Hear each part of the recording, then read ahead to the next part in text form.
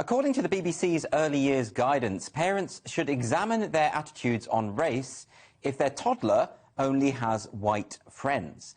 The guidance was in the BBC's Tiny Happy People website, which includes advice for parents on discussing race and religion with children. Some educators say the resource is not impartial. Joining me to discuss this is Alka Sehgal-Cuthbert from Don't Divide Us. Alka. Thank you. Perhaps you could talk us through precisely what happened. These are guidelines that have been issued by the BBC, which are effectively telling parents to watch out in case they're harbouring a racist in their family. Is that right? That's right, yes. It comes on the back of their Tiny Happy People guidance for parents that I believe the Duchess of Cambridge was instrumental in setting up, which is quite ironic because the educator involved, Tanisha Hicks-Beresford, I believe, has written a blog saying that the royalty is racist, but here she is working with the BBC on this thing that is indeed saying that you know, that no toddler is racially innocent. We've seen this before. I mean, there have been many activists and academics who've been trying to say that even babies can be racist. Yeah. Strikes me as nonsense, isn't it? It is absolute nonsense. It's also really contradictory and illogical because here they are, on the one hand, citing highly discredited psychological research into bias and discrimination, you know, studies that the own researchers have kind of distanced themselves from. Yes. And they're saying, you know, look, even babies can see race. And yet, you know, a few years down the line, you see educational materials saying, we have to teach children how to see race. You're thinking, hang on, what's going on here? Do they see race or don't they see race? Well, there's all sorts of incoherence within this movement. There is. It is utterly incoherent. And I think the main thing about the BBC guidelines is that this hasn't come out of the blue. The kind of official talking to parents has been really set in place largely through sex and relationship education that predated the race stuff. And now the race stuff is just sort of coming in here. And, you know, aside from the nonsense about, you know, checking your children's friends, you know, does your child have enough black friends? I mean, how's that going to work if you live in the middle of Wales or somewhere where there just aren't a lot of black people there? Aside from that, it's the thing that slipped into parents. You know, oh, you know, you might want, you know, to be kind, you might want to check your unconscious bias. You know, to be kind, you might want to, you know, think about how you talk about these things. So it's intruding into the intimate sphere of the family, and that's really, really not on. That's Why is it, though? I mean, all of these things you're describing, these are highly, highly contested ideas, right? These notions of unconscious bias. I mean, we know this from the studies that unconscious bias training doesn't achieve anything, right? So there's that idea. Then there's like concepts of like white privilege, the Robin DiAngelo idea that every human interaction is underpinned by white supremacy, you know, all of this stuff, which they're treating it when they implement these policies as though it's settled, as though all of that is true. Well, no, it's not. That's an aspect of this religious movement, or this quasi-religious movement. Yeah. So why is that being implemented as policy?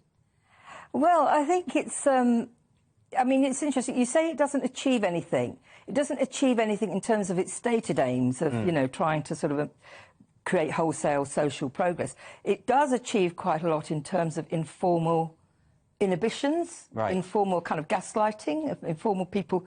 Creates an atmosphere where, you know, people check themselves all the time. I mean, just the name Black Joy, right? I mean, who wants to be against Black Joy? So right from the start. This was another story this week where someone has said that we should introduce the concept of Black Joy into the classroom. Yeah. What was that about? What were they saying? Oh, my gosh. Well, the reasoning behind it, I think, really it rests on the idea of, in 21st century Britain, you know, really multi-ethnic, where most of the, you know, really egregious, shocking instances and manifestation of racism don't really exist anymore. Not to say it doesn't exist, but in the way that I experience it and lots of other people experience it, it doesn't. Many people are very okay with interracial relationships and etc.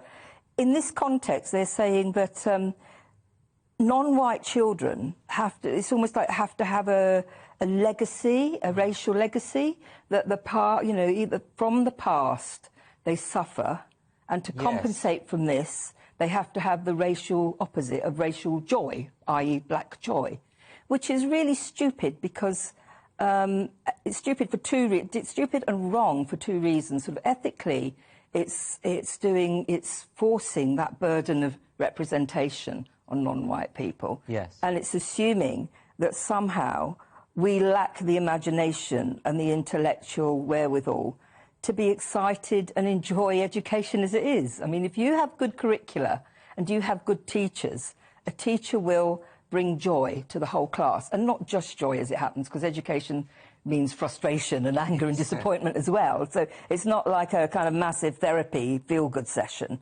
Education's hard, but you have solid, educationally worthwhile content. You have teachers who know what they're talking about. Generally, you kind of got to like children. I mean, obviously, if you don't like children, you wouldn't be a teacher.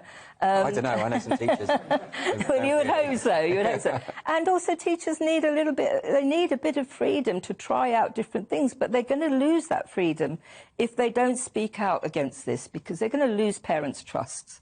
I mean, it's very sad, particularly, you know, because the end point of this stuff does seem to be racial segregation, encouraging children to see themselves first and foremost as a skin colour, and to see, you know, white people generally as oppressors and other people as those who are oppressed. Utterly narcissistic. The idea that you can only learn if you see someone of your own skin colour is absurd. You know, absolutely absurd. You look at children. Young children will identify with anything, right? I identified with a wooden puppet in Thunderbirds when I was young.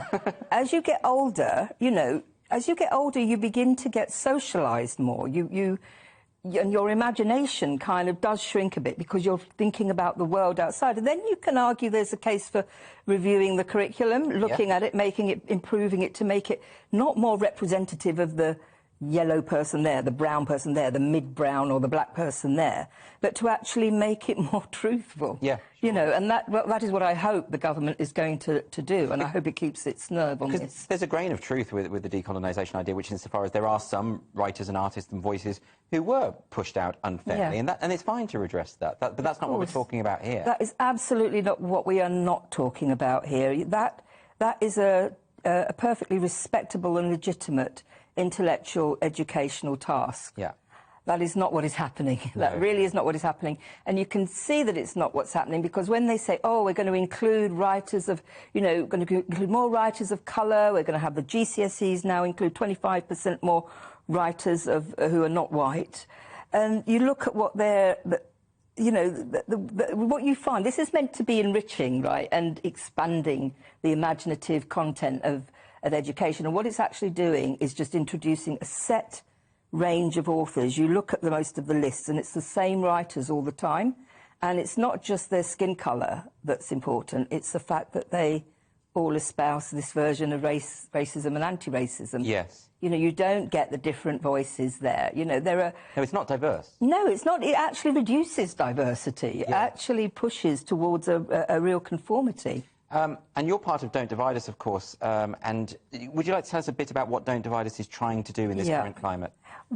So we're a campaign, and our focus is on education and schools, because we think that's like hugely important, right? Because everybody goes to school. Also, a lot of this stuff is not that evident. It is happening. We know it's happening, but it isn't like America where it's really clear-cut. So our campaigns are really, we're trying to, first of all, calling for transparency. We want schools and local councils to be very open and make available their material when they're teaching things that are controversial, right? So if any teachers or parents out there are worried about material that they're getting or being asked to teach, we have had teachers say, you know, I don't think I can stay at this school anymore. I'm being asked to teach things that are just against my conscience. So if you're worried about that, please do check the website, get in touch, find out more about our campaigns, support us. What's the website? It's... Don'tDivideUs.com. Yes. Yeah, Don'tDivideUs.com. HTTP. And you can also on Twitter, which is @Don'tDivideUsNow. Yeah. And it's very much worth checking that out. I think you're doing fantastic work. Thank you. Alka Sehgal-Cuthbert, everyone.